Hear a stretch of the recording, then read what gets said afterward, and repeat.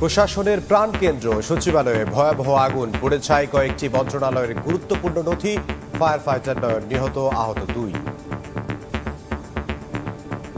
এত তো প্রযুক্তি থেকে লাভ, যদি এত বড় বাংলাদেশের একটা হৃৎপিণ্ড ফুলে যাচ্ছে, এটা যদি নিয়ন্ত্রণে নামতে না পারে। এক জায়গায় আগুন ধরলে বিদ্যুৎ লাইনের মধ্যে সব জায়গায় ছড়ায় পড়ে, এটা হতে পারে। বাট ইনিশিয়াল কারণ আমরা এখনো বের করতে পারি নাই। আমরা যখন সব জায়গায় সার্চ করব তখন হয়তো আপনাদেরকে একটা ধারণা দিতে পারবো।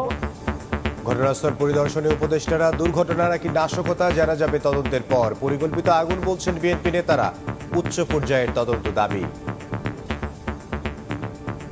গতকাল শেখ হাসিনার এবং তার দোসরদের কিছু নথি চাওয়ার পর গভীর রাতে এই আগুন, এটা জনমনে বিরাট প্রশ্ন দেখা দিয়েছে। আমি দেখেছি সে উপরে অনেক ক্ষতি হয়েছে। প্রাথমিকভাবে আপনারা নাশকতা মনে করছেন কিনা? প্রাথমিকভাবে আমরা বলতে পারবো না, একটা ইনভেস্টিগেশনের পরে আমরা বলতে পারবো।